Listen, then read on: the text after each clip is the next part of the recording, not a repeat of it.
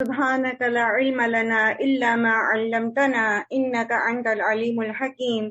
الحمد لله نحمده ونستعينه ونستغفره ونؤمن به ونتوكل عليه ونعوذ بالله من شرور أنفسنا ومن سيئات أعمالنا ومن يهده الله فلا مضل له ومن يضلله فلا هادي له ونشهد أن لا إله إلا الله ونشهد أن محمدا عبده ورسوله والصلاة والسلام على محمد وعلى آله وأصحابه أجمعين وعلى من تبعهم بإحسان من الأئمة والهداة والدعاة والأتقياء والصالحين وعلى من سلك سبيلهم إلى يوم الدين. أما بعد فأعوذ بالله من الشيطان الرجيم. بسم الله الرحمن الرحیم. اہلاً وسہلاً مرحبا.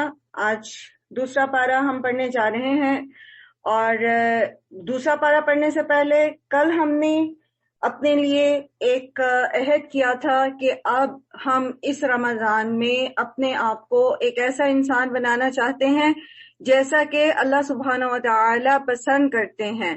تو اللہ سبحانہ و تعالیٰ کی رضا کا بندہ بننے کے لیے پہلے پارے میں سے ہم نے کچھ چیزیں ایکسٹریکٹ کی تھیں، کچھ آیات پر فوکس کیا تھا، اور کچھ کیا کیا باتیں ہم نے اس میں سیکھی تھی. اس کا ایک کوئک ریویو دیکھتے ہیں، اور وہ یہ ہے کہ اللہ سبحانہ و تعالیٰ اللہ اور اس کی نافرمانی سے جو ہے وہ انسان دنیا کی محبت میں اور زیادہ مبتلا ہو جاتا ہے. جیسا کہ جب بچڑے کی پوجا کی بنی اسرائیل نے تو پھر وہ نیکی سے دور ہو گئے. اسی طرح آدم علیہ السلام کی صرف ایک نافرمانی نے انہیں جنت سے نکلوا دیا تھا، حالانکہ انہوں نے کوئی کبیرہ گناہ نہیں کیا تھا. تو ہمیں کبھی بھی نیکیوں کے تکبر میں مبتلا نہیں ہونا چاہیے جیسا کہ ابلیس ہوا، اور اپنی چھوٹی چھوٹی غلطیوں کو بھی معمولی نہیں سمجھنا چاہیے اور استغفار کرتے رہنا چاہیے. پھر یہ کہ ہمیں جو ہے وہ قرآن کے ساتھ اپنے تعلق کو مضبوط کرنا ہے، ٹھیک ہے. اور قرآن کے ساتھ تعلق، جیسے کل بھی ہم بات کر رہے تھے کہ قرآن ایک ایسا معجزہ ہے کہ اس میں ہم جو بھی کام، جس نیت سے بھی اس کو ہم پڑھنا چاہتے ہیں، قرآن کو سننا چاہتے ہیں، قرآن سے سیکھنا چاہتے ہیں، وہ سب ہمیں حاصل ہوتا ہے. اگر ہم اس سے شفا حاصل کرنا چاہتے ہیں، ہمیں شفا بھی حاصل ہوتی ہے. اگر ہم اس سے جو ہے وہ بلاؤں کو، مصیبتوں کو دور کرنا چاہتے ہیں، وہ بھی حاصل ہوتی ہیں. قرات بھی کر سکتے ہیں ہم، نیکیاں بھی، ایک حرف کے 10 نیکیاں بھی مل جاتی ہیں. اور اگر ہم اس سے ہدایت پانا چاہتے ہیں تو ہدایت بھی مل جاتی ہے. اس سے ہمیں دلوں کا سکون بھی ملتا ہے. تو یہ بہت ساری نیتیں ہم اکٹھی کر سکتے ہیں. جیسے آپ سب سے پہلے تو یہ کہ قرآن کو ہم پڑھتے کیوں ہیں؟ اللہ کی رضا کی خاطر، نیکی حاصل کرنے کے لیے. نمبر 2، دل کو آباد کرنے کی نیت سے، ہدایت پانے کے لیے. پھر یہ کہ دلوں کے اطمینان کے لیے، جیسے آتا ہے نا الا بذکر اللہ تطمئن القلوب، ٹھیک ہے. اور پھر یہ کہ دل کے جو امراض ہیں ان کی شفا کے لیے، جیسے اللہ سبحانہ وتعالیٰ قرآن کریم میں ہی فرماتے ہیں کہ وَنُنَزِّلُ مِنَ الْقُرْآنِ مَا هُوَ شِفَاءٌ وَرَحْمَةٌ لِّلْمُؤْمِنِينَ. اس میں شفا کس کے لیے ہے؟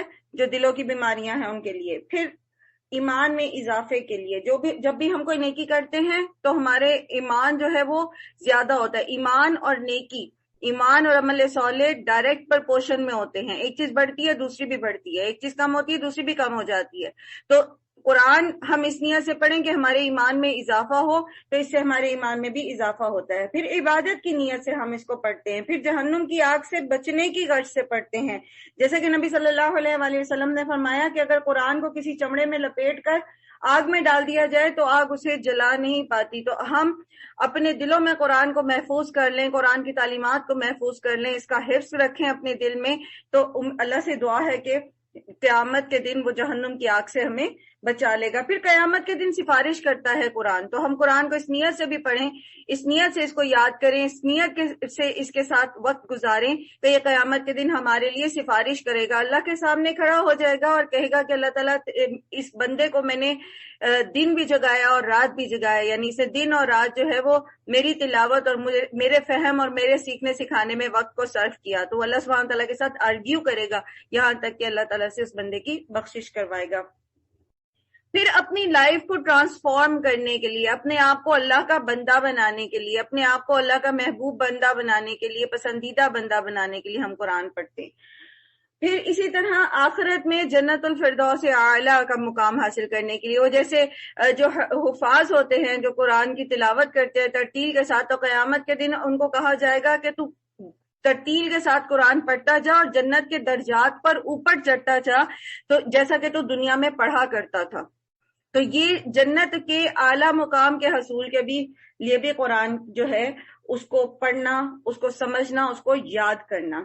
ابن القیم کا قول ہے کہ کسی بھی بندے کے لیے قرآن کی قرات اور اس میں لمبا غور و فکر کرنے اور اس کی ایک ایک آیت کے اوپر جو ہے وہ غور کرنے اور اپنی توجہ کو مرکوز کرنے سے بڑھ کر اس کی زندگی اور آخرت میں کوئی چیز اس سے زیادہ فائدہ مند اور اس کی نجات کو اس سے زیادہ قریب کرنے والی نہیں ہے۔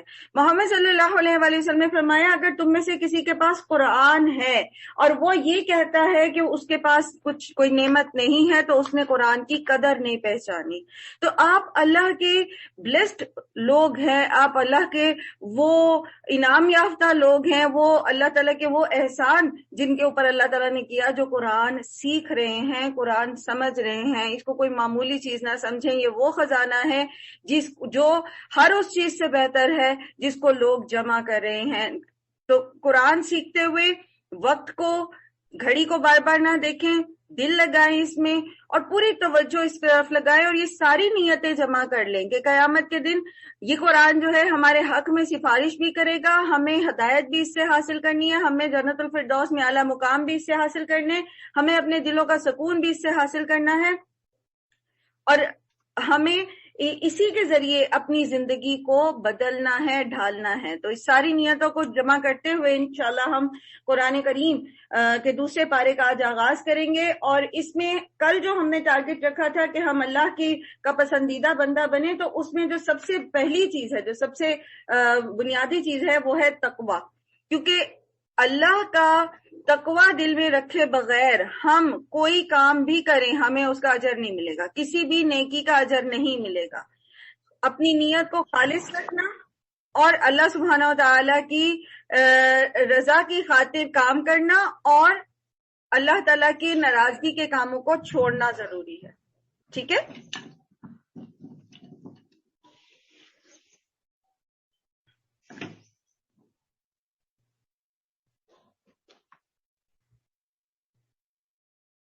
ٹھیک ہو گیا؟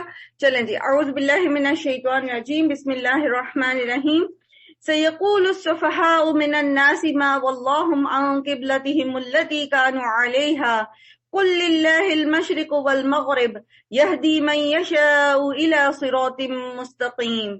نادان لوگ ضرور کہیں گے انہیں کیا ہوا کہ پہلے یہ جس قبلے کی طرف رخ کر کے نماز پڑھتے تھے اس سے یکا یک پھر گئے۔ اے نبی صلی اللہ علیہ وآلہ وسلم ان سے کہیے مشرق اور مغرب سب اللہ کے ہیں، اللہ جسے چاہتا ہے سیدھی راہ دکھاتا ہے، اور اسی طرح تو ہم نے تمہیں ایک امت وسط بنایا ہے تاکہ تم دنیا کے لوگوں پر گواہ ہو اور رسول تم پر گواہ ہوں۔ یہاں نادان لوگوں سے مراد کیا ہے؟ یہود اور منافقین۔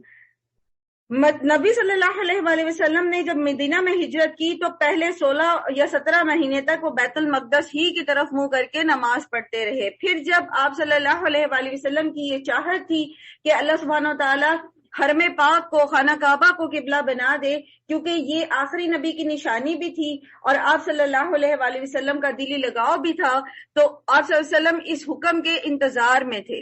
اسی لیے آپ آگے پڑھیں گے کہ اللہ تعالیٰ فرماتے ہیں قد نرا تقلب وجہک فی السماء، کہ ہم آپ کا بار بار آسمان کی طرف چہرہ اٹھنا دیکھ رہے تھے۔ تو آپ صلی اللہ علیہ وسلم کی یہ تمنا تھی، یہ دعا تھی کہ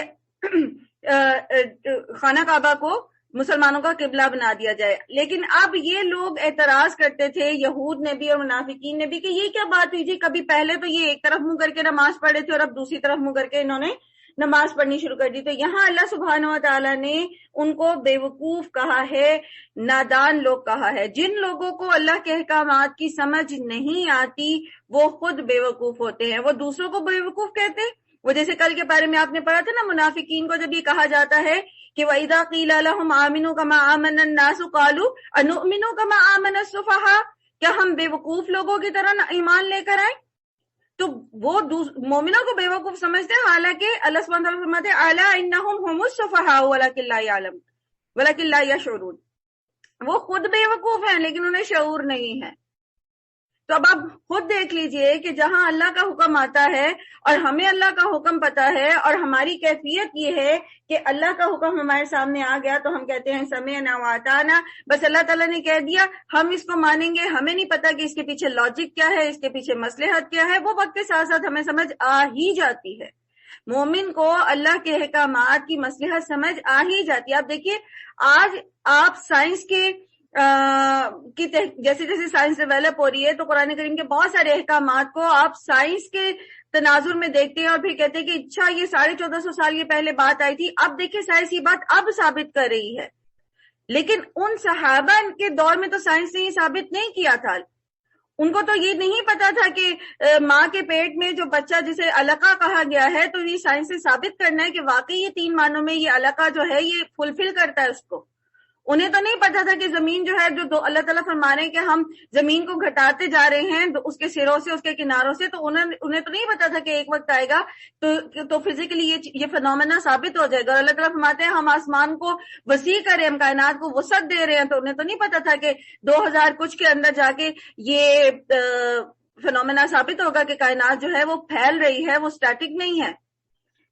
ان کا ایمان صرف اس بات پہ تھا کہ جب محمد صلی اللہ علیہ وآلہ وسلم نے کہہ دیا تو صحیح کہا، آمنا و صدقنا، ہم نے تصدیق کی اس کی۔ تو جب بھی اللہ سبحانہ و تعالیٰ کا کوئی حکم آتا ہے تو ہماری جو کیفیت ہونی چاہیے وہ سمعنا و اطعنا والی ہونی چاہیے۔ جب یہ قبلے کی تحویل کا حکم آیا تو لوگ نماز پڑھ رہے تھے اور جب انہیں بتایا گیا تو وہ نماز کی حالت میں انہوں نے اپنا رخ موڑ لیا، کسی نے چوں چوں نہیں کیا کہ بھئی یہ کیوں حکم آ گیا۔ تو جو لوگ اللہ کے احکامات پر اعتراض کرتے ہیں یہ کیوں ہے اور وہ کیوں ہے اور یہ کیسے کیوں ہے اور یہ تو اب نہیں ہو سکتا، اصل میں وہ بے وقوف ہیں۔ یہاں پر اللہ سبحانہ تعالیٰ ان کو سفہاء کہہ رہے ہیں، ان کو بے وقوف کہہ رہے ہیں۔ تو بات دراصل یہ ہے کہ ہماری زندگی کا مقصد کیا ہے، اس دنیا میں آنے کا مقصد کیا ہے۔ وما خلقت الجن والانس الا لیعبدون، اللہ کی عبادت کرنا، اور عبادت میں ایک معنی کل ہم نے یہ بھی سیکھا تھا اطاعت اور فرما برداری کرنا۔ پوری محبت کے ساتھ اطاعت اور فرما برداری کرنا عبادت ہے، ٹھیک ہے؟ تو محبت کے ساتھ، ڈنڈے کے زور پر اطاعت کرنا نہیں، ہاں نفس کو اوپر ہمیں اپنا ڈنڈا رکھنا پڑتا ہے اس کو چلانے کے لیے، لیکن بالعموم جو ہے وہ ہمیں خوشی کے ساتھ، محبت کے ساتھ، چاہت کے ساتھ اللہ کے احکامات کی فرما برداری کرنی ہے، چاہے اس وقت ہمیں اس کی سمجھ آئی ہے، اس کی مصلحت سمجھ آئی ہے یا نہیں آئی۔ میرے اوپر اللہ نے ایک پابندی لگا دی ہے، بس میں اس کو پورا کروں گی، فلفل کروں گی، مجھے بے شک ابھی سمجھ نہیں آ رہی، لیکن وقت بتا دے گا، ٹائم بتائے گا یہ کہ یہ میرے ہی فائدے کے لیے تھا۔ اور اللہ تعالیٰ نے ہمیں امت وسط بنایا ہے۔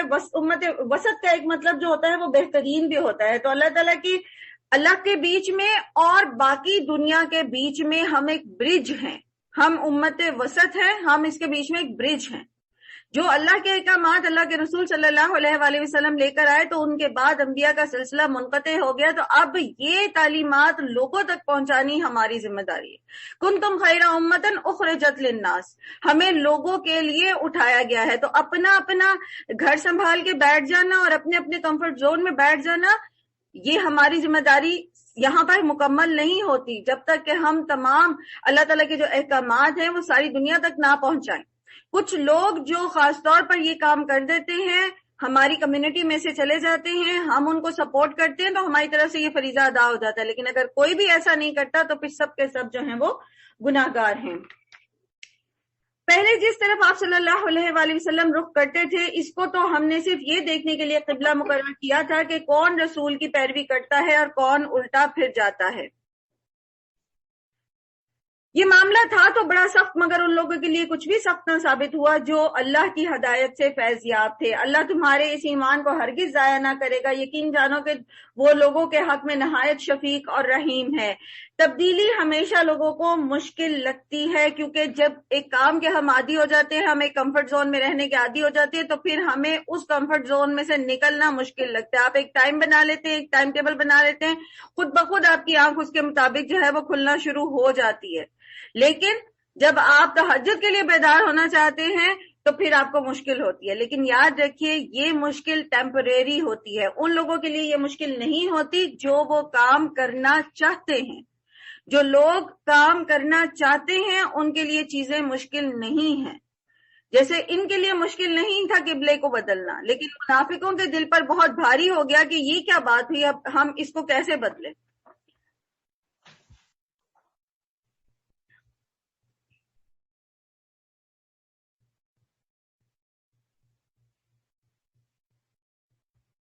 اچھا سدرا، میں آپ کو ہوسٹ کر دیتی ہوں، ٹھیک ہے؟ پھر جو کوئی مائک آن ہو تو پلیز آپ ان کو مائک کو بند کر دیا کریں، ٹھیک ہے؟ ٹھیک ہے. کہ جب کوئی مائک آن ہوتا ہے تو پھر میری اٹینشن ڈائیورٹ ہو جاتی ہے.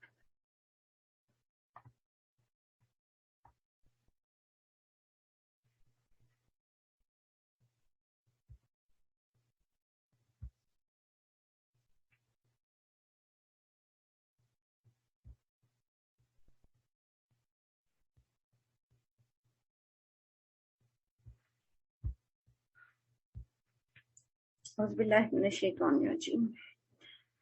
اب بات یہ ہے کہ اللہ سبحانہ تعالیٰ فرماتے ہیں کہ جن لوگوں کو اللہ نے ہدایت دی، وَإِن كَانَتْ لَكَبِيرَةً إِلَّا عَلَى الَّذِينَ هَدَى اللَّهُ، یہ بہت بھاری تھا، تبدیلی کو اڈاپٹ کرنا بہت مشکل تھا، لیکن ان کے لیے مشکل نہیں تھا جنہیں اللہ ہدایت دیتا ہے. تو ہدایت اللہ کس کو دیتا ہے؟ اب آپ کنیکٹ کر سکتے ہیں اپنے کل کی ساری باتوں کو ان چیزوں کے ساتھ.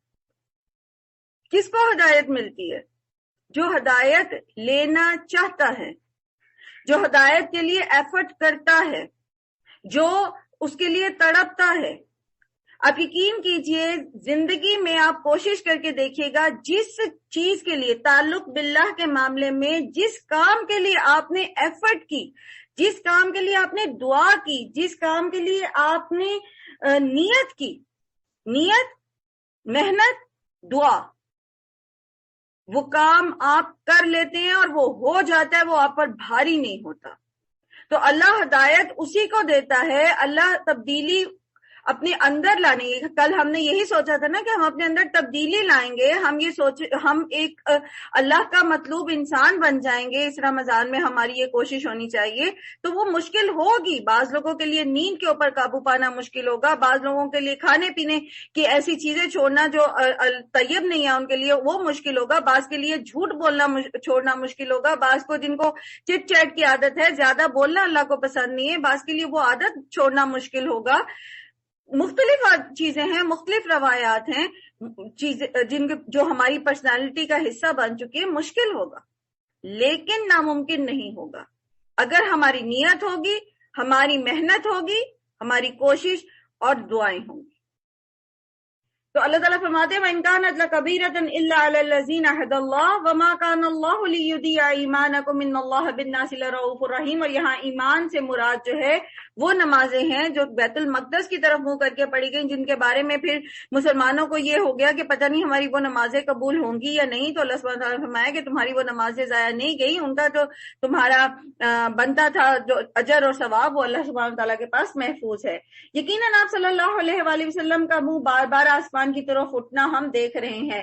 لو ہم اسی قبیلے کی طرف آپ کو پھیرے دیتے ہیں جسے آپ پسند کرتے ہیں. مسجد حرام کی طرف اپنا رخ پھیر دیجئے، اب جہاں کہیں بھی آپ ہوں اسی کی طرف منہ کر کے نماز پڑھا کریں. تو یہ جو فرض نماز ہے اس کے لیے لازماً جو ہے وہ قبلہ رخ ہونا ضروری ہے. جو نوافل آپ پڑھتے ہیں، گھر سے نکلتے ہیں باہر سواری پر، تو وہ آپ نیت ایک دفعہ قبلہ رخ اپنا چہرہ کر کے نیت کر لیں اور پھر آپ بیٹھے بیٹھے بھی اپنی سواری پر نوافل پڑھ سکتے ہیں. یہ لوگ جنہیں کتاب دی گئی تھی خوب جانتے ہیں کہ تحویل قبلہ کا یہ حکم ان کے رب ہی کی طرف سے ہے اور برحق ہے، مگر اس کے باوجود جو کچھ یہ کر رہے ہیں اللہ اس سے غافل نہیں ہے. آپ صلی اللہ علیہ وآلہ وسلم ان اہل کتاب کے پاس خواہ کوئی نشانی لے کر آئیں، ممکن نہیں کہ یہ آپ کے قبلے کی پیروی کرنے لگیں. کچھ لوگ کبھی بھی مان کر نہیں دیتے، آپ ان کو چاہے کیسی بڑی دلیل بھی دے دیں وہ نہیں مانتے. تو ایسے لوگوں کے ساتھ پھر بحث مباحثہ نہیں کرنا، بلکہ جو ہمیں قرآن اور سنت سے ملتا ہے اس پر ہم جم جائیں، ان کو دلیل بتا دیں، ان شارٹ ان کو سمجھا دیں اور پھر اپنے کام سے کام رکھیں، اپنے عمل کے ذریعے دوسروں کو اس خاص سنت پر عمل یا اس قرآن کے حکم پر عمل کے فوائد جو ہیں ان کے اوپر افشا کریں. اور یہ کہ جو کچھ بھی حق ہو، سچ ہو، ہمیں بس اسی کو پکڑے رہنا ہے، لوگ چاہے اس کے اوپر کتنی ہی باتیں بنائیں. آپ یاد رکھیے، آپ کبھی بھی ہر ایک کو خوش نہیں کر سکتے، جیسے بھی اللہ سبحانہ تعالیٰ آگے فرما رہے ہیں نا. اور نہ یہ آپ کے لیے ممکن ہے کہ آپ ان کے قبلے کی پیروی کریں، اور ان میں سے کوئی گروہ بھی دوسرے کے قبلے کی پیروی کے لیے تیار نہیں ہے. اور اگر آپ اس علم کے بعد جو آپ کے پاس آ چکا ان کی خواہشات کی پیروی کریں گے تو یقیناً آپ کا شمار ظالموں میں سے ہوگا. اب بات دراصل یہ ہے کہ یہود جو تھے وہ ہیکل کے صخرہ کی طرف، اس کے مغربی حصے کی طرف منہ کر کے عبادت کرتے تھے، اور جو نصارہ تھے وہ اس کے مشرقی حصے کی طرف منہ کر کے عبادت کرتے تھے. اللہ تعالیٰ فرماتے ہیں نہ ان میں سے بعض کے قبلے کی پیروی کرتے، نہ آپ کے قبلے کی پیروی کریں گے، نہ آپ ہی ان کے قبلے کی پیروی کریں. لیکن اگر آپ نے ان کو خوش کرنے کی خاطر ان کے قبلے کی پیروی کی تو آپ ظالموں میں شمار ہوں گے. ہمیں جب صحیح بات پتہ لگ جاتی ہے، حق بات پتہ لگ جاتی ہے، سچ بات پتہ لگ جاتی ہے، تو پھر ہمارا فرض یہ بنتا ہے کہ ہم کسی کی بات کی پرواہ نہ کریں. وہ ہمیں جو بھی چکا چوند دکھا رہے ہیں ہم اس کی پرواہ نہ کریں، اور ہم اسی سمت کا تعین کریں، اسی عمل کو پکڑیں جو اللہ اور اس کے رسول سے جو ہے وہ ثابت ہے. کیونکہ اگر ہم لوگوں کو خوش کرنے کی کوشش میں سیدھے راستے کو چھوڑ دیں گے تو آپ سب کا یہ ذاتی تجربہ بھی ہوگا کہ آپ کبھی بھی ہر کسی کو خوش نہیں کر سکتے. لوگوں کو آپ کی صحیح بات میں بھی خامیاں نظر آئیں گی، آپ کی ہر ایفرٹ میں خامیاں نظر آئیں گی، آپ ان کو کبھی بھی خوش نہیں کر سکتے. تو فوکس کس پہ رکھیں گے؟ اللہ ہم سے راضی ہو جائے. اللہ کی رضا کی خاطر جس بندے کے ساتھ آپ کو اس کے سامنے جھکنا پڑتا ہے، اس کے سامنے عاجزی کرنی پڑتی ہے، اس کے ساتھ احسان کا معاملہ کرنا پڑتا ہے، آپ درگزر کا معاملہ کرنا پڑتا ہے، تو اللہ کی رضا کی خاطر کر گزرے. لیکن بندوں کو خوش کرنے کی خاطر اللہ کو ناراض کبھی نہیں کرنا. بندہ مومن جو ہوتا ہے وہ اللہ کو ناراض کرنے والا نہیں ہوتا. جن لوگوں کو ہم نے کتاب دی وہ اس مقام کو جسے قبلہ بنایا گیا ہے ایسا پہچانتے ہیں جیسا اپنی اولاد کو پہچانتے ہیں، مگر ان میں سے ایک گروہ جانتے بوجھتے حق کو چھپا رہا ہے. یہ قطعی ایک امر حق ہے آپ کے رب کی طرف سے، لہٰذا اس کے متعلق آپ ہرگز کسی شک میں نہ پڑیں. نبی صلی اللہ علیہ وآلہ وسلم نے فرمایا جس شخص نے علم کی کوئی بات جب اس سے پوچھی جائے اور وہ اسے چھپا دے تو قیامت کے دن اس کے منہ میں آگ کی لگام میں سے ایک لگام ڈالی جائے گی. اگر کسی کو حق بات پتہ ہے، سچی بات پتہ ہے، صحیح علم ہے اس کے پاس، تو اس سے اگر کوئی پوچھتا ہے تو پھر اسے بیان کرنا ضروری ہے. اہل کتاب نے کیا کیا تھا؟ لوگ جب ان سے پوچھتے تھے تو یہ چھپا جاتے تھے. نبی صلی اللہ علیہ وآلہ وسلم کے بارے میں دروغ گوئی سے کام لیتے تھے، جھوٹ سے کام لیتے تھے، اور لوگوں کو نہیں بتاتے تھے، جس کے متعلق یہاں پر اللہ سبحانہ وتعالیٰ فرما رہے ہیں وَلِكُلِّ وِجْهَةٌ هُوَ مُوَلِّيهَا فَاسْتَبِقُوا الْخَيْرَاتِ أَيْنَمَا تَكُونُوا يَأْتِ بِكُمُ اللَّهُ جَمِيعًا. ہر ایک کی ایک سمت ہے، ایک سینٹر آف لائف ہے، ایک محبت کا مرکز ہے. تم بھلائیوں میں سبقت کرو. تمہارا سینٹر آف لائف بھلائیاں کرنا ہونا چاہیے، نیکی کرنا ہونا چاہیے، نیکی میں آگے سے آگے بڑھنا ہونا چاہیے. یہ نہیں کہ نیکی تھوڑی سی نیکی پہ راضی ہو جاؤ. سباق کا مطلب ہوتا ہے دوڑ لگا دینا، اور جب یہ باب استفعال میں آتا ہے تو اس میں مقابلے کی، مسابقت کی کیفیت آ جاتی ہے. ایک دوسرے سے آگے نکلنے کی کوشش کرنا، دوسرے کو لیٹ ڈاؤن کرنے کی کوشش نہیں کرنا، خود آگے بڑھنے کی کوشش کرنا. نبی صلی اللہ علیہ وآلہ وسلم نے فرمایا دین کے معاملے میں ہمیشہ اپنے سے اوپر دیکھو تاکہ موٹیویشن ملے. اچھا فلاں اتنی زیادہ نیکی کر سکتا ہے تو میں بھی کر سکتا ہوں. اس کے پاس بھی تو صرف 24 گھنٹے ہی ہیں دن میں، وہ اتنا کام کر سکتی ہے دین کا تو میں بھی کر سکتی ہوں. اس کی نماز ایسی ہے، میں بھی ایسی نماز پڑھ سکتی ہوں، میں بھی کوشش کر سکتی ہوں، مجھے اس سے اچھی نماز پڑھنی ہے، مجھے اس سے زیادہ اچھا صدقہ کرنا ہے. اپنے سے اوپر دیکھیں. اور دنیا کے معاملے میں اللہ کے رسول نے فرمایا اپنے سے نیچے دیکھیں. ہم اپوزٹ کرتے ہیں. دنیا کے معاملے میں ہم اپنے سے اوپر دیکھتے ہیں اور حسرت میں مبتلا رہتے ہیں، ہائے میرے پاس یہ بھی نہیں ہے وہ بھی نہیں ہے. اور دین کے معاملے میں اپنے سے نیچے دیکھتے ہیں، وہ فلانا بھی تو نہیں کرتا، وہ فلانی بھی تو نہیں پڑھتی، وہ بھی تو نہیں جاتی پڑھنے، وہ بھی تو ایسے نہیں کرتی. تو پھر ہمارا نفس دین کے معاملے میں ہمیں مطمئن رکھتا ہے you are doing very well, بہت ہے، 5 وقت کی نماز پڑھ لیتی ہو تم، بہت نیک ہو. فلانی تو یہ بھی نہیں پڑھتی، کون تہجد کے لیے اٹھے؟ بس اٹس انف، اللہ نے تم پہ اس سے زیادہ بوجھ نہیں ڈالا. اور یہ چیز ہمیں اور جو ہے ہمیں ہمارے بیلنس سے آؤٹ کر دیتی ہے، جب کیونکہ اللہ کے رسول صلی اللہ علیہ وسلم نے کیا فرمایا؟ دین کے معاملے میں اوپر دیکھو اور دنیا کے معاملے میں نیچے دیکھو، تاکہ اپنے سے نیچے دیکھو گے، اپنے سے زیادہ بیمار کو دیکھو گے، اپنے سے زیادہ غریب کو دیکھو گے تو تمہارے اندر شکر کی کیفیت پیدا ہوگی. تو اب ہمیں یہ دیکھنا ہے کہ ہمارا سینٹر آف لائف کیا ہے، ہمارا محبت کا مرکز کیا ہے، نیکیوں میں جلدی کرنا یا کچھ اور. ہم اپنا جو لیجر ٹائم ہے اس کو کس کام میں لگاتے ہیں؟ اس کو ہائی لائٹ کر لیجئے ذرا. کل ہم نے آیات ہائی لائٹ کی تھی نا، تدبر کی اور عمل کی، اس کو ہائی لائٹ کر لیجئے. فاستبقوا الخیرات. ہم اپنا لیجر ٹائم کہاں لگاتے ہیں؟ ہم اپنی ریلیکسیشن کن کاموں میں ڈھونڈتے ہیں؟ ریلیکس کرنا کیا ہوتا ہے؟ اپنے آپ کو لطف دینا، سکون دینا. تو کیا ہمارا ریلیکسیشن ٹائم کیا ہے؟ کیا وہ قرآن ہے؟ کیا وہ نیک بندوں کی مجلس ہے؟ کیا وہ تسبیحات ہیں، اللہ کا ذکر ہے، نیکیوں کی طرف دوڑ لگانا ہے، جتنی نیکیاں ہمیں پتہ ہیں؟ کیا وہ ہمارا لیجر ٹائم ہے؟ اس میں ہم اپنے ریلیکسیشن کے لیے یہ سب کچھ کرتے ہیں، یا پھر سیر و تفریح کے لیے نکل جاتے ہیں، یا موبائل اور ٹی وی لگا کے بیٹھ جاتے ہیں، یا بس ایسے ہی گپ شپ کر لیتے ہیں؟ مال اولاد اور دیگر چیزیں ہی ہمارا جو ہے وہ ریلیکسیشن کا جو ہے مرکز ہے. اب یہ ہم سب نے خود سوچنا ہے اور ہم نے دیکھنا ہے کہ ہمیں ہمارے دلوں کو سکون جو ہے وہ کس چیز سے ملتا ہے. ہم بار بار دوڑ کے کس چیز کی طرف جاتے ہیں؟ سینٹر کیا ہوتا ہے؟ سینٹر آف لائف وہ ہوتا ہے جس کی طرف انسان بار بار پلٹ کے جاتا ہے. تو ہمارا دھیان بار بار پلٹ کے کس چیز کی طرف جاتا ہے؟ اپنی نمازوں میں غور کیجئے. ہمیں اپنی نمازوں میں غور کرنا ہے کہ میرا دھیان بار بار پلٹ کے کس چیز کی طرف جا رہا ہے. تو اس کو ہم نے اللہ کی ذات بنانی ہے. یہ سینٹر آف لائف ہماری جو ہے وہ اللہ کی ذات ہونی چاہیے، نیکیاں ہونی چاہیے. اور تمہارا گزر جس مقام سے بھی ہو وہیں اپنا رخ نماز کے وقت مسجد حرام کی طرف پھیر دو، کیونکہ یہ تمہارے رب کا بالکل برحق فیصلہ ہے اور اللہ تم لوگوں کے اعمال سے بے خبر نہیں ہے. اور جہاں سے بھی تمہارا گزر ہو اپنا رخ مسجد حرام ہی کی طرف پھیرا کرو، اور جہاں بھی تم ہو اسی کی طرف منہ کر کے نماز پڑھو، تاکہ لوگوں کو تمہارے خلاف کوئی حجت نہ ملے.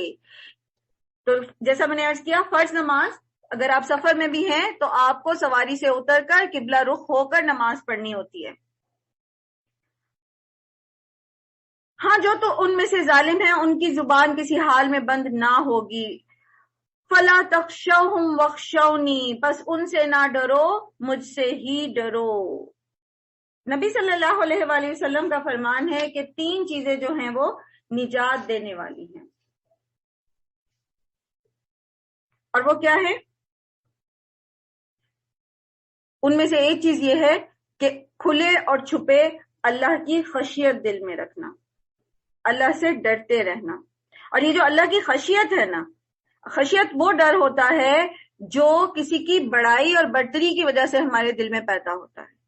تو لوگوں کو بڑا نہیں سمجھنا، لوگوں کو اپنے سے برتر سمجھ کے ان سے نہیں ڈرنا، بلکہ اللہ سبحانہ و تعالیٰ سے ڈرنا ہے، اس کی نافرمانی سے ڈرنا ہے. لوگوں کو خوش کر کے اللہ کو ناراض نہیں کرنا. یہ صرف جو ہے خشیت الہی انبیاء کی بھی صفات ہے، متقین کی بھی صفت ہے اور فرشتوں کی بھی صفت ہے. اللہ سبحانہ و تعالیٰ قرآن کریم میں نبیوں کی صفت بیان کرتے ہوئے کہتے ہیں کہ وَيَخْشَوْنَهُ وَلَا يَخْشَوْنَ أَحَدًا إِلَّا اللَّهَ وَكَفَى بِاللَّهِ حَسِيبًا. اور وہ اس سے ڈرتے ہیں اور وہ اللہ کے سوا کسی سے نہیں ڈرتے، اور اللہ کافی ہے حساب لینے کے لیے. اور پھر فرشتوں کی صفت آتی ہے قرآن کریم میں وَهُمْ فِي خَشْيَتِهِ مُشْفِقُونَ، اور وہ اللہ کی خشیت میں اس سے ڈرتے رہتے ہیں. اور اسی طرح متقین کی صفت اللہ سبحانہ وتعالیٰ فرماتے ہیں الَّذِينَ يَخْشَوْنَ رَبَّهُمْ بِالْغَيْبِ وَهُمْ مِنَ السَّاعَةِ مُشْفِقُونَ. اور اسی طرح اللہ سبحانہ وتعالیٰ فرماتے ہیں خشیت کا فائدہ کیا ہوگا؟ ان الذین یخشون ربهم بالغیب لهم مغفرۃ واجر کبیر. جب اللہ سے ڈریں گے تو مغفرت بھی ملے گی اور بہت بڑا اجر بھی ملے گا. لیکن ہمارا طرز عمل اس سے الگ ہوتا ہے. ہمارا طرز عمل ایسا ہوتا ہے جیسے سورہ نساء آیت نمبر 77 میں اللہ تعالیٰ فرماتے ہیں اذا فریق منہم یخشون الناس کخشیۃ اللہ، کہ وہ پھر کیا ہوتا ہے کہ ان میں سے کچھ لوگ لوگوں سے ایسے ڈرنے لگتے ہیں جیسا کہ اللہ سے ڈرنا چاہیے. تو ہم ایسے ہی کرتے ہیں نا، ہم اللہ کے احکامات کو چھوڑ دیتے ہیں لوگوں کے ڈر سے.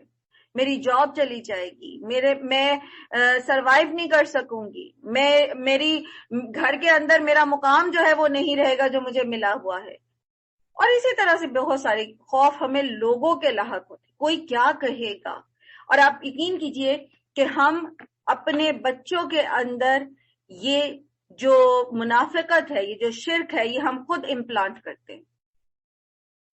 ہم انہیں نیکی سکھاتے ہیں لیکن یہ نہیں بتاتے اپنے 2 سال کے بچے کو, اپنے 1 سال کے بچے کو, اپنے بڑے ہوتے ہوئے بچے کو ہم یہ نہیں سکھاتے کہ یہ بیٹا آپ نے اس لیے کرنا ہے تاکہ اللہ آپ سے خوش ہو. ہم کہتے ہیں یہ اچھے کپڑے پہن لو, دادی خوش ہوں گی. آپ اچھا پڑھو گے, چاچی آپ کو انعام دے گی. آپ ایسے کرو گے, ابا آپ سے خوش ہوں گے. تو ہم ان کو شروع سے ہی لوگوں کو خوش کرنا سکھاتے.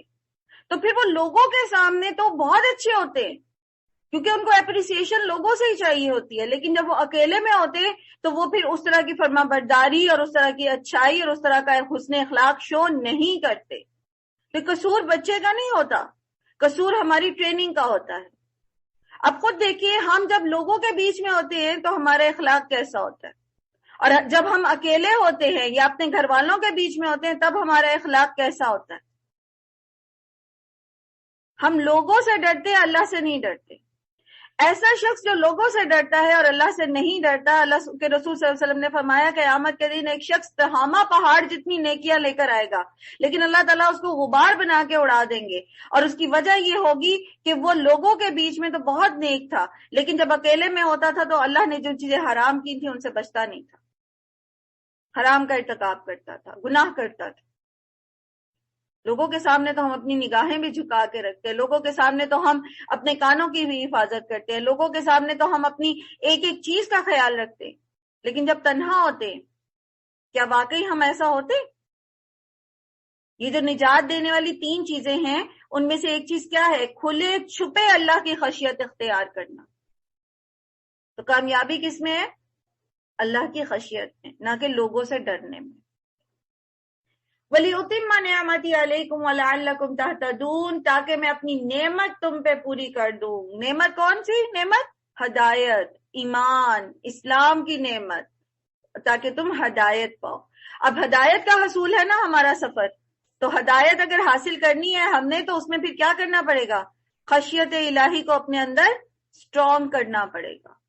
اللہ کی بڑائی کیسے ہمارے ذہن میں اللہ کی بڑائی کے ساتھ اس کا خوف ہمارے دل میں آئے گا, اس کی پکڑ کا ڈر ہمارے دل میں آئے گا جب ہم اللہ کو پہچانتے ہوں گے. تو ماشاءاللہ الحمدللہ آپ لوگ اللہ سبحانہ تعالیٰ کے اسماء حسنہ سیکھ رہے ہیں اور بہت سارے اسماء آپ نے اللہ کے پڑھے, تو آپ دیکھتے ہیں کہ جیسے جیسے آپ اللہ سبحانہ تعالیٰ کے اسماء کا علم سیکھتے جاتے ہیں ویسے ویسے آپ کے دل میں, ہمارے دل میں اللہ سبحانہ تعالیٰ کی محبت اور اس کی خشیت جو ہے وہ بڑھتی چلی جاتی ہے.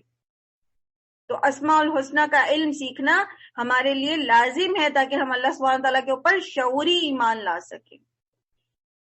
اور جب اللہ سبحانہ تعالیٰ نے اپنی خشیت کا ذکر کیا تو پھر اس خشیت کے لیے, اس کا طریقہ سکھانے کے لیے, اس کو ہمارے اندر کیسے ڈیولپ ہو سکتی ہے, اللہ سبحانہ تعالیٰ نے رسول بھیجے. کما ارسلنا فیکم رسولا منکم یتلو علیکم آیاتنا ویزکیکم ویعلم الکتاب والحکمت ویعلمکم ما لم تکونوا تعلمون. رسول کی بعثت کا مقصد کیا تھا؟ رسول صلی اللہ علیہ وسلم کو ہمارے بیچ میں بھیجنے کا مقصد کیا تھا اللہ سبحانہ تعالیٰ کا؟ تاکہ وہ قرآن پڑھ کر سنائے اور اس قرآن کے ذریعے ہمارا تزکیہ کرے. آپ کو یاد ہوگی ابراہیم علیہ السلام کی دعا پچھلے پارے میں جو آپ نے پڑھی, وہ کیا دعا تھی کہ اللہ تعالیٰ انہی میں سے ایک رسول کو اٹھا جو ان کو تیری آیات پڑھ کر سنائے, ان کو کتاب کا علم دے, ان کو حکمت سکھائے, ان کا تزکیہ کرے. تو وہ انسان تھے ابراہیم علیہ السلام, انہوں نے اپنے شعور کے مطابق دعا کی اور تزکیہ نفس اینڈ پہ رکھا. لیکن یہ رب ہے جو جانتا ہے بندے کو, جسے پتا ہے کہ اس نے کتاب کیوں نازل کرنی ہے, تو اس سے پہلے رکھا. اللہ سبحانہ تعالیٰ نے پہلے بتایا کہ قرآن پڑھنا ہے اور اس کے ساتھ اپنا تزکیہ کرنا ہے. الحمدللہ آپ لوگ جو کلاس, آپ کی فہم کی کلاس ہے, تو اس میں ہمارا فوکس جو ہے وہ فقہ سے زیادہ تزکیہ نفس کے اوپر ہوتا ہے الحمدللہ. تو ہم سب نے اس قرآن کے ساتھ اپنا کتھارسس کرنا ہے, اس قرآن کے ذریعے اپنے آپ کو پیوریفائی کرنا ہے, اپنے ظاہر کو اور اپنے باطن کو پاک کرنا ہے، دھونا ہے، اس کا تزکیہ کرنا ہے، اس کو صاف ستھرا کرنا ہے۔ فَاذْكُرُونِي أَذْكُرْكُمْ وَاشْكُرُوا لِي وَلَا تَكْفُرُونَ، تو تم میرا ذکر کرو، مجھے یاد رکھو، میں تمہیں یاد رکھوں گا، میرا شکر ادا کرو اور کفران نعمت نہ کرو۔ یہ جو اللہ کا ذکر ہے، اللہ کو یاد رکھنا ہے، یاد رکھیے یہ ریلیشن بھی جو بندے کا اور خدا کا ہے یہ بھی دو طرفہ ہے۔ پیچھے آپ نے کیا پڑھا؟ اوفو بیاہدی اوفی بیاہدیکم، تم اپنا وعدہ پورا کرو، میں اپنا وعدہ پورا کروں۔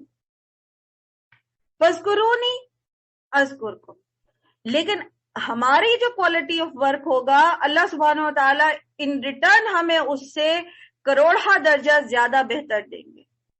ہم اللہ کو یاد کریں گے اپنی زبان سے، جیسا تو ہم اپنی زبان سے اپنے نفس میں یاد کریں گے۔ ایک حدیث میں ہے کہ بندہ اگر اپنے نفس میں یاد کرتا ہے تو اللہ تعالیٰ اس کو اپنے نفس میں یاد کرتا ہے اس بندے کو۔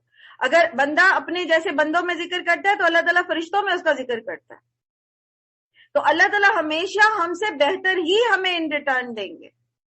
ہم عمل کے وقت اللہ کو یاد رکھیں گے نا تو ہم جس وقت پھنسیں گے نا، جو کل ہم بات کر رہے تھے نا کہ اللہ کا ہاتھ تھام لے، اور جس کا ہاتھ اللہ نے تھام لیا تو وہ کہاں پھر بھٹکے گا، وہ پھر کہاں گرے گا، وہ پھر کہاں مایوس ہوگا؟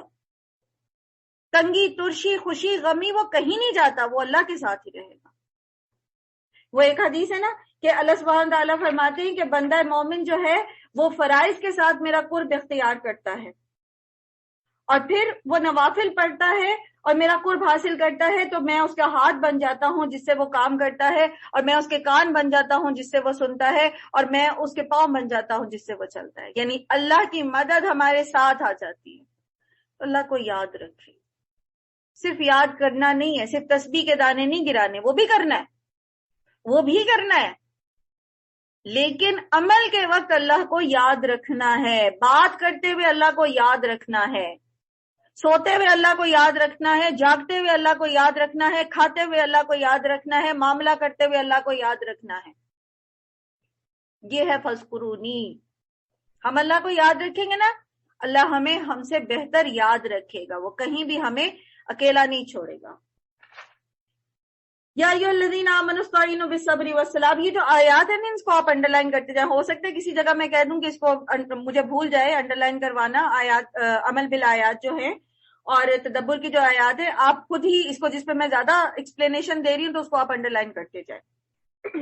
پھر یہ کام اللہ کو یاد رکھنا ہر معاملے میں، تقویٰ اپنے اندر رکھنا مشکل ہے، تو اللہ تعالیٰ ساتھ ہمیں اس کا طریقہ بھی بتا رہے ہیں، اور وہ کیا ہے؟ وَاسْتَعِینُوا بِالصَّبْرِ وَالصَّلَاةِ، نماز اور صبر سے مدد لو۔ اللہ صبر کرنے والوں کے ساتھ ہے۔ صبر صرف یہ نہیں ہوتا کہ بندہ دکھ کے وقت یا تکلیف کے وقت اپنے آپ کو کنٹرول میں رکھے، وہ بھی صبر ہوتا ہے، لیکن صبر یہ بھی ہے کہ بندہ اللہ کی نافرمانی سے اپنے آپ کو روکے رکھے، اور خوشی کے وقت جب اس کو خوشی ملتی ہے اس وقت اللہ کی نافرمانی سے اپنے آپ کو روکے رکھے، یہ بھی صبر ہے۔ تو جو لوگ صبر کرتے ہیں اللہ تعالیٰ ان کے ساتھ ہے، اللہ ان کو کبھی اکیلا نہیں چھوڑتا۔ اور جو لوگ اللہ کی راہ میں مارے جائیں انہیں مردہ نہ کہو، ایسے لوگ تو حقیقت میں زندہ ہیں مگر تمہیں ان کی زندگی کا شعور نہیں ہوتا۔ اور ہم ضرور تمہیں خوف اور خطر اور فاقہ کشی اور جان اور مال کے نقصانات اور آمدنیوں کے گھاٹے میں مبتلا کر کے تمہاری آزمائش کریں گے۔ ان حالات میں جو لوگ صبر کریں اور جب کوئی مصیبت پڑے تو کہیں انا للہ و انا الیہ راجعون، ہم اللہ ہی کے ہیں اور اللہ ہی کی طرف ہمیں پلٹ کر جانا ہے، تو ان کو خوشخبری دے دو۔ آپ دیکھیے کہ یہ جو صبر ہے یہ کرنا کوئی معمولی کام نہیں ہے، مشکل کاموں میں سے۔ قرآن کریم میں ایک جگہ آتا ہے کہ ذالک من عزم الامور، مشکل کاموں میں سے، لیکن جو یہ کام کر گزرے ان کے بہت بڑے درجات۔ اور اللہ سبحانہ و تعالی صبر کرنے والوں کو صبر دیتا ہے، جو اپنے آپ کو روکنا چاہتا ہے نا اللہ کی نافرمانی سے، جو اپنے آپ کو کنٹرول میں رکھنا چاہتا ہے، تو اللہ تعالیٰ اس کو صبر دیتے ہیں۔ نبی صلی اللہ علیہ وسلم نے فرمایا جو صبر کرنا چاہتا ہے اللہ اس کو صبر دیتا ہے۔ بات پھر وہیں آ جاتی ہے ہماری چاہت کے اوپر، ہماری تڑپ کے اوپر، ہماری ایفرٹ کے اوپر۔ تو جو صبر کرنا چاہے گا آزمائش تو آئے گی، اور سب سے زیادہ آزمائش اللہ تعالیٰ کے نیک بندوں پر آتی ہے، اور یہاں اللہ تعالیٰ بار بار یہاں پر لام بھی تاکید کا ہے، نون مشدد بھی تاکید کا ہے، لازماً آئے گی آزمائش۔ اور کیوں آتی ہے آزمائش؟ تاکہ اللہ تعالیٰ کھرے کھوٹے کو الگ الگ کر لے، مومن اور منافق کو الگ الگ کر لے، مومن کی اعلیٰ کوالٹی والے مومن الگ کر لے، اور جو بس گزارے لائق مومن ہے ان کو الگ کر دے، اور پھر مومنوں کو مضبوط کرنے کے لیے، کیونکہ اللہ کے دین کا کام کرنے میں مٹی کے گھرودے جیسے لوگ نہیں چلتے، کچے کچے لوگ نہیں چلتے۔ اللہ کے دین کا کام کرنا آسان کام نہیں ہے۔ سب سے زیادہ تو انسان کو اپنے نفس کے اوپر جبر کرنا پڑتا ہے، عبادت کرنے میں، صبر کرنے میں، شکر کرنے میں، لوگوں کے ساتھ عفو درگزر کا معاملہ کرنے میں۔ اس کے لیے پکے لوگ چاہیے۔ تو یہ پکتا کیسے ہے؟ کوئی چیز جب مٹی کا برتن بنایا جاتا ہے تو وہ پکا کیسے ہوتا ہے؟ پھر بھٹی میں پکایا جاتا ہے، پھر وہ قابل ہوتا ہے استعمال کے۔ اسی طرح سونا کندن کیسے بنتا ہے؟ جب اس کو بھٹی میں پکایا جاتا ہے، جب اس کی علائشیں الگ کر دی جاتی ہیں۔ تو کھوٹے میں سے کھرے کو الگ کرنے کے لیے آزمائش ناگزیر ہے، تو یہ آئے گی، لازماً آئے گی۔ پھر جو صبر کے ساتھ اس میں سے نکل جائے گا تو دنیا میں بھی اللہ سبحانہ و تعالیٰ اس کو اجر دیں گے، آخرت کا اجر اس کا ہے۔ اللہ سبحانہ و تعالیٰ انما یوفی الصابرون بغیر حساب، اللہ تعالیٰ صبر کرنے والوں کو اتنا بدلہ دے گا، اتنا بدلہ دے گا جس کا کوئی حساب کتاب ہی نہیں، اتنا بڑا اجر ہے ان کے لیے۔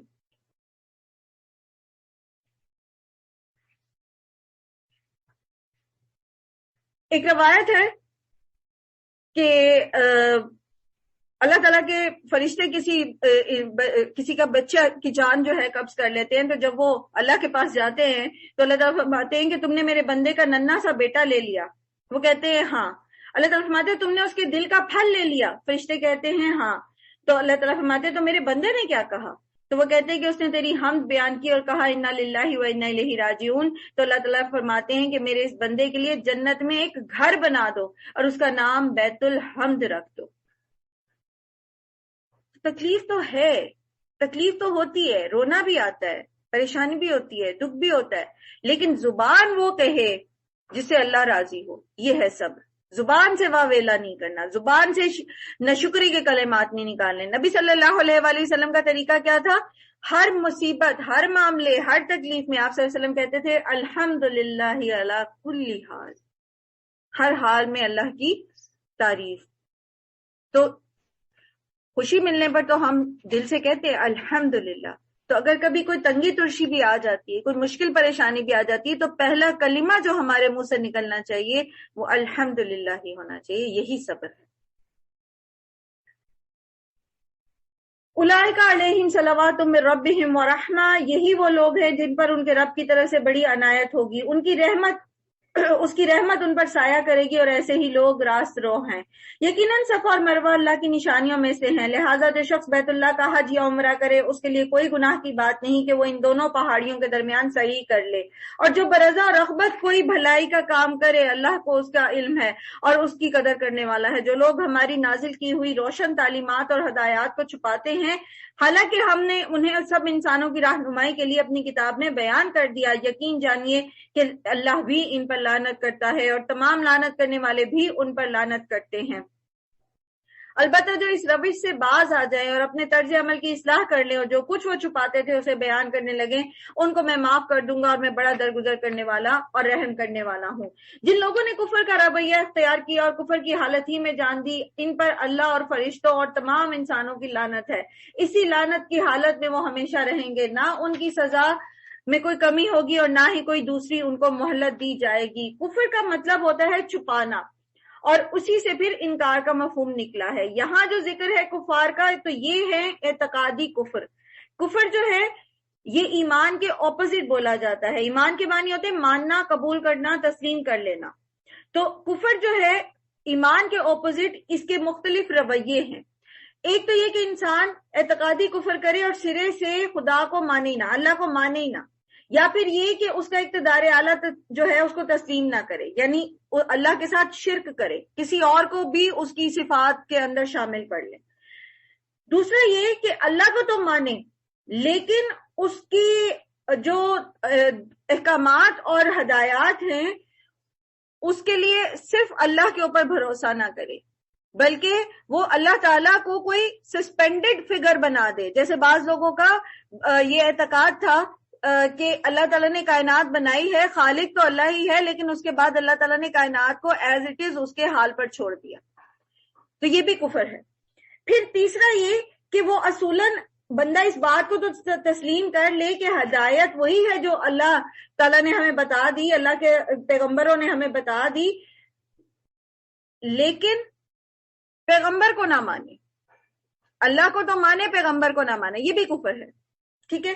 پھر یہ کہ پیغمبروں کے درمیان تفریق کرے، ایک پیغمبر کو مانے اور باقیوں کا انکار کر دے، یا کچھ کو مانے اور کچھ کا انکار کر دے، تو یہ بھی کفر ہے. پھر یہ کہ اللہ تعالیٰ نے جو پیغمبروں کے ذریعے جو عقائد اور اخلاق اور قوانین بتائے ہیں، جو تعلیمات بتائی ہیں، ان میں سے جو بنیادی عقائد ہیں ان میں سے کسی ایک کو چھوڑ دے، یہ بھی کفر ہے. یعنی نماز کو تو مانتا ہے لیکن حج عمرے کو نہیں مانتا، حج عمرہ مانتا ہے لیکن زکوٰۃ کو نہیں مانتا، تو یہ بھی کفر ہے. کسی ایک بنیادی تعلیم عقیدے کے جو شقیں ہیں اس سے انکار کر دے. اللہ کو تو مانے، فرشتوں کو نہ مانے، اللہ کو تو مانے، آخرت کو نہ مانے، تو یہ بھی کفر ہی کی قسم ہے. اور ایک اور قسم کا کفر ہوتا ہے جس کو عملی کفر کہتے ہیں، وہ یہ ہے کہ ان ساری چیزوں کو تو مانتا ہے اور لیکن احکامات پر عملاً جو ہے وہ عمل نہیں کرتا، اس کو کر کے نہیں دکھاتا، عملاً اس کا انکار کر دیتا ہے. تو یہ کفر جو ہے یہ عملی کفر ہے. اس کے لیے سزائیں تو ہیں لیکن ہمیشگی کی جہنم جو ہے وہ نہیں ہے. باقی جو ہم نے کفر کی اقسام پڑھی اوپر، ان میں ہمیشگی کی جہنم ہے. وَإِلَٰهُكُمْ إِلَٰهٌ وَاحِدٌ لَا إِلَٰهَ إِلَّا هُوَ الرَّحْمَٰنُ الرَّحِيمُ، اور تمہارا معبود تو ایک ہی معبود ہے، اس رحمان اور رحیم کے سوا کوئی معبود نہیں ہے. اس حقیقت کو پہچاننے کے لیے اگر کوئی نشانی اور علامت درکار ہے تو جو لوگ عقل سے کام لیتے ہیں ان کے لیے آسمان اور زمین کی ساخت میں، دن اور رات کے پہم ایک دوسرے کے بعد آنے میں، ان کشتیوں میں جو انسان کے نفع کی چیزیں لی ہوئی ہیں، دریاؤں اور سمندروں میں چلتی پھرتی ہیں، بارش کے اس پانی میں جسے اللہ نے اوپر سے برسایا، پھر اس کے ذریعے سے زمین کو زندگی بخشی، اور اپنے اسی انتظام کی بدولت زمین میں ہر قسم کی جاندار مخلوق کو اللہ تعالیٰ پھیلاتا ہے ہواؤں کی گردش میں، اور ان بادلوں میں جو آسمان اور زمین کے تابع فرما رکھے ہوئے ہیں. بے شمار نشانیاں ہیں. تو اللہ سبحانہ و تعالیٰ پر جب شعوری ایمان لانا ہے تو ہمیں اللہ تعالیٰ کی دونوں طرح کی آیات جو ہیں ان پہ تدبر اور غور و فکر کرنا ہے، قرآن کی آیات پر بھی اور کائنات کی آیات کے اوپر بھی. تو جو لوگ عقل مند ہوتے ہیں وہ کیسے لوگ ہوتے ہیں؟ اللہ کی کائنات میں غور و فکر کرنے والے. سورہ آل عمران کے آخر میں آپ پڑھتے ہیں نا کہ ان فی خلق السماوات والارض لآیات لأولی الالباب الذین یذکرون اللہ قیاما وقعودا وعلی جنوبہم ویتفکرون فی خلق السماوات والارض ربنا ما خلقت ھذا باطلا فقنا عذاب النار. تو عقل مند وہ ہوتا ہے جو سمم بکمن امیون بن کے نہیں رہتا، جو کولو کے بیل کی طرح کی زندگی نہیں گزارتا کہ وہ کھوپے دونوں سائڈوں پہ لگے ہوتے. کبھی دیکھا آپ نے آپ میں سے کسی نے کولو کا بیل دیکھا ہے؟ کوئی وہ ایسا جانور جس کو وہ لگا دیتے ایک راہٹ کے ارد گرد اور وہ گول گول گول گول گھومتا رہتا ہے اور راہٹ چلتا رہتا ہے. تو کیا ہوتا ہے؟ اس کی آنکھوں کی سائڈوں پر کھوپے لگے ہوتے ہیں چمڑے کے، وہ لگا دیتے ہیں تاکہ وہ ادھر ادھر نہ دیکھے اور اپنی ناک کی سیدھ میں گول گول چلتا رہے. تو مومن ایسا نہیں ہوتا. صبح اٹھا، دفتر چلا گیا، دفتر کے کام کیے، گھر آیا، کھانا کھایا، سو گیا، بیوی بچوں کو لیا، باہر چلا گیا، یا کھانا کھایا، ٹی وی دیکھا، سو گیا، صبح اٹھا پھر دفتر چلا. یہ نہیں ہوتا مومن. مومن اللہ کی کائنات میں غور و فکر کرنے والا ہوتا. یہ اللہ نے ایسے تو نہیں بنایا، ربنا ما خلقت ھذا باطلا، یہ ایسے تو نہیں بنا دیا اللہ نے مجھے اس کام کے لیے دنیا میں بھیجا صرف میں ایک چکی کے پارٹ کی طرح گول گول گھومتا رہوں، اور نہ میں اپنے دین کے کام کے لیے وقت نکالوں، نہ میں ابلاغ دین کے لیے وقت نکالوں، نہ میں دین سیکھنے کے لیے وقت نکالوں، نہ میں عبادات کے لیے اپنے آپ کو خالص کروں. ایسا شخص اللہ تعالیٰ کو سخت ناپسند ہے جو گدھوں کی طرح دن بھر کام کرے اور رات کو بے خبر سوتا رہے، جس کو نمازوں کا ہوش نہیں ہے، جو اپنے آپ کو دنیا کمانے میں اتنا تھکا دے کہ اس کی نمازوں میں خضوع و خشوع نہ ہو. تو یہ اللہ سبحانہ تعالیٰ پورے قرآن میں انشاءاللہ اللہ ہمیں توفیق دے کہ یہ جو سفر ہم نے شروع کیا ہے ہم 30 کے 30 پارے پورے کریں. تو اس میں ہمیں اللہ تعالیٰ بار بار کائنات کی طرف توجہ دلائیں گے، کیونکہ اللہ کو پہچاننے کے لیے ضروری ہے کہ ہم کائنات میں غور و فکر کریں۔ آپ الخالق پہچان نہیں سکتے جب تک آپ کائنات میں غور و فکر نہ کریں۔ آپ المالک الملیک المقتدر پہچان نہیں سکتے جب تک آپ اس کی کائنات میں غور و فکر نہ کریں۔ آپ المصور کو ایڈمائر نہیں کر سکتے جب تک آپ اس کی تخلیق کے اندر غور و فکر نہ کریں۔ تو اللہ کو پہچاننے کے لیے جو ہے وہ قرآن کی آیات پر بھی غور و فکر کرنا ہے، اور ساتھ میں کائنات پہ بھی غور و فکر کرنا ہے، تاکہ ہم شعوری طور پر اپنے رب کی عبادت شرع دل کے ساتھ خوشی، محبت اور اس کی تعظیم اور اس کی خشیت کے ساتھ کر سکیں۔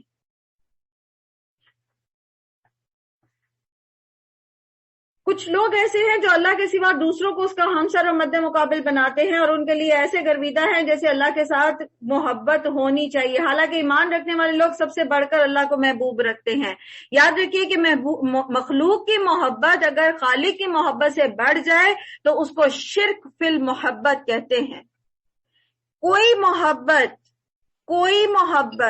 ہمیں خالق کی معصیت پر جو ہے وہ مائل نہ کرے۔ محبت یاد رکھیے، چاہے وہ شوہر کی ہے، چاہے والدین کی ہے، چاہے وہ اولاد کی ہے، ہمیں اللہ کی نافرمانی پر نہ لگائے، ورنہ کیا ہو جاتا ہے؟ پھر شرک فی المحبت ہو جاتا ہے۔ بچے کی محبت میں اتنی گم ہے، اس کی خیر خواہی اور اس کے کاموں میں اتنے گم ہے کہ نمازوں کا ہی ہوش نہیں، قرآن پڑھنے کا ٹائم نہیں۔ شوہر کی ایسی فرما برداری ہے کہ وہ کہتے ہیں نہیں تم پردہ نہیں کرو، تم سر نہیں ڈھکو، تم ایسے اور ایسے لباس میں میرے ساتھ پارٹی میں جاؤ، تو اس کی محبت میں اتنے اندھے بنے کہ ویسے ہی چل پڑے، اور اللہ کی صریحاً اللہ کے جو فرمودات ہے اس کی نافرمانی کی۔ اولاد کی اتنی محبت ہے کہ اولاد کہتی نہیں ہم نے اپنی شادی پہ ایسا ایسا ناچ گانا کرنا ہے، ایک ہی دفعہ تو موقع ہے اور یہ ہم نے کرنا ہے، چاہے جتنا مرضی اسراف ہو جائے۔ بس اولاد کی محبت ہے، جی کیا کرے، مجبور ہے؟ نہیں، جب اللہ کے احکامات پتہ چل گئے کہ اسراف نہ کرو، اسراف کرنے والا شیطان کا بھائی ہوتا ہے، سورہ بنی اسرائیل انشاءاللہ پڑھیں گے اب۔ اللہ تعالیٰ ہمیں زندگی دیں اور ہمیں توفیق دیں، اور اللہ تعالیٰ ہمیں ہمارے علم پر عمل کی توفیق عطا فرمائے۔ بہت دعا کیا کیجئے، اللہم انفعنا بما علمتنا، اللہ تعالیٰ آپ نے جو علم ہمیں دیا ہے ہم اس سے فائدہ بھی اٹھا سکیں۔ تو اپنی محبتوں کا جائزہ لینے کی ضرورت ہے کہ ہمیں کس سے زیادہ محبت ہے، کیونکہ جو ایمان والے ہوتے ہیں نا وہ اللہ کی محبت میں شدید ہوتے ہیں۔ ایسا نہ ہو کہ ہم یہ تو سوچتے رہیں کہ ہم تو ایمان والے ہیں، ہم تو مسلمان ہیں، لیکن شیطان پھر ہمیں بہکا دے، کہیں اولاد کے معاملے میں، کہیں ازواج کے معاملے میں، کہیں انٹرٹینمنٹ کے نام پر۔ آپ کو پتہ ہے بہت سارے گانے اور قوالیاں اور بہت کچھ جو ہے وہ اس میں صریحاً شرک بھرا ہوتا ہے، صریحاً اللہ کے ساتھ جو ہے وہ محبوب کو اللہ کے برابر کیا ہوا ہوتا ہے۔ نعوذ باللہ ثم نعوذ باللہ۔ کاش جو کچھ عذاب کو وہ سامنے دے کر ان کو سمجھ آنے والا ہے وہ آج ہی ان ظالموں کو سوچ جائے کہ ساری طاقتیں اور سارے اختیارات اللہ ہی کے قبضے میں ہیں، اور یہ کہ اللہ سزا دینے میں بھی بہت سخت ہے۔ جب وہ سزا دے گا اس وقت کیفیت یہ ہوگی کہ وہی پیشوا اور رہنما جن کو دنیا میں جن کی یہ پیروی کرتے تھے، یعنی اللہ کو چھوڑ کر یہ اپنے جس لیڈر کے پیچھے لگے ہوئے تھے، اپنے پیرووں سے بے تعلقی کا اظہار کریں گے، مگر سزا پا کر رہیں گے، اور ان کے سارے اسباب اور وسائل کا سلسلہ کٹ جائے گا۔ اور وہ لوگ جو دنیا میں ان کی پیروی کرتے تھے کہیں گے کہ کاش ہم کو ایک موقع اور دیا جاتا، تو جس طرح آج یہ ہم سے بیزاری کا اظہار کر رہے ہیں ہم بھی ان سے بیزار ہو کر دکھا دیتے۔ یوں اللہ ان لوگوں کے وہ اعمال جو یہ دنیا میں کر رہے ہیں ان کے سامنے اس طرح لائے گا کہ یہ حسرتوں اور پشیمانیوں کے ساتھ ہاتھ ملتے رہیں گے، مگر آگ سے نکلنے کی کوئی راہ بھی نہیں پائیں گے۔ آپ دیکھیے کہ اللہ سبحانہ و تعالیٰ کی یہ ہمارے اوپر ایک رحمت ہے کہ اس نے ہمیں دنیا میں جیتے جاگتے یہ چیز بتا دی کہ دیکھ لو، اگر آج اللہ کو چھوڑ کر دوسروں کو خوش کرنے کی خاطر اللہ کو ناراض کرتے ہو تو کل انہوں نے تمہارے کچھ کام نہیں آنا، کل یہ بالکل اپنے ہاتھ اٹھا دیں گے. کل جو تم یہ تمنا کرو گے کہ کاش ہمیں ایک اور زندگی ملے تو ہم ان سے ایسی ہی بیزاری ظاہر کریں اور ہم رسول کے راستے پر چلیں اور ہم صدقہ کریں اور ہم اپنی زندگی میں نیکیاں کریں اور اللہ کے راستے پر چلیں اور ہم ان کے پیچھے نہ چلیں تو پھر موقع نہیں ملے گا. آج ہی سوچ لو. یہ اللہ رحیم و کریم ہے جس نے ہمیں پہلے ہی بتا دیا کہ ہماری محبتوں کا مرکز جو لوگ ہیں وہ ہمیں اللہ سے جوڑنے والے ہیں یا اللہ سے دور کرنے والے ہیں. جس سے بھی آپ کو محبت ہے نا، وہ محبت صحیح ہے یا نہیں ہے، اس کو فالو کرنا چاہیے یا نہیں کرنا چاہیے، یہ دیکھ لیں کہ اس سے جو محبت ہے آپ کو وہ تعلق باللہ کو مضبوط کرتی ہے یا کمزور کرتی ہے. تو آپ کو پتہ چل جائے گا کہ وہ محبت صحیح ہے یا نہیں. شوہر کی فرما برداری ہم کیوں کرتے؟ اس کو ایک درجہ اللہ نے ہم سے اوپر دیا ہے. تو یہ شوہر کی محبت ابھی ہم پڑھیں گے انشاءاللہ، آگے ٹاپک آ رہا ہے. یہ کیا ہے؟ یہ اصل میں اللہ کی محبت کے تابع ہے. والدین کی فرما برداری کرنی ہے، لیکن کب تک؟ جب تک وہ اللہ کی معصیت کا حکم نہ دے. ماں کہتی بیوی کو طلاق دے دو، نہیں دے سکتے. ماں کا حکم ہے، ہوتا رہے. اللہ کی معصیت میں ماں کی فرما برداری نہیں ہے. اگر بیوی صحیح ہے، اگر وہ اللہ والی ہے، اگر وہ شوہر کی فرما بردار ہے، اگر شوہر بیوی راضی ہیں آپس میں، تو کسی کے کہنے پر طلاق نہیں دی جا سکتی، کیونکہ اللہ تعالیٰ نے یہ رشتہ قائم کیا. آپ نے اللہ کو گواہ بنا کے رشتہ قائم کیا. تو اللہ کی معصیت میں اللہ کی نافرمانی میں کسی کی فرما برداری نہیں. یا ایھا الناس کلوا مما فی الارض حلالا طیبا ولا تتبعوا خطوات الشیطان انہ لکم عدو مبین. لوگوں زمین میں جو حلال اور پاک چیزیں ہیں انہیں کھاؤ اور شیطان کے بتائے ہوئے راستوں پر نہ چلو، وہ تمہارا کھلا دشمن ہے. تم بدی اور فحش کا حکم دیتا ہے اور یہ سکھاتا ہے کہ تم اللہ کے نام پر وہ باتیں کہو جن کے متعلق تمہیں علم نہیں ہے اور وہ اللہ کی کہ وہ اللہ نے فرمائی ہے. یعنی جو چیز ہمیں پتہ نہیں ہے کہ یہ اللہ کا حکم ہے، ہم اس کو اللہ کے ساتھ منسوب کر دیں. اللہ تعالیٰ نے بنایا نہیں اپنا بیٹا اور انسان اللہ کے لیے بیٹے اور بیٹیاں تجویز کرے. اللہ تعالیٰ نے وہ بات نہیں کہی اور انسان کہے کہ یہ تو اللہ کا حکم ہے اور مجھے ایسے ہی کرنا ہے. جیسے سورہ انعام میں آپ تفصیل سے پڑھیں گے کہ کس طرح مشرکین مکہ جو ہیں وہ اللہ کے اوپر یہ بات رکھ کے کہ جی اللہ نے حکم دیا ہے ہمیں کہ ہم ایسے اور ایسے جو شریک ہیں ان کے لیے قربانیاں کریں. تو انشاءاللہ ہم آگے ٹاپک پڑھیں گے. تو ایسی باتیں اصل میں شیطان سجھاتا ہے. اور جب ان سے کہا جاتا ہے کہ اللہ نے جو احکام نازل کیے ہیں ان کی پیروی کرو، تو جواب دیتے ہیں کہ ہم تو اسی طریقے کی پیروی کریں گے جس پر ہم نے اپنے باپ دادا کو پایا ہے. اچھا، اگر ان کے باپ دادا نے عقل سے کچھ بھی کام نہ لیا ہو اور راہ راستہ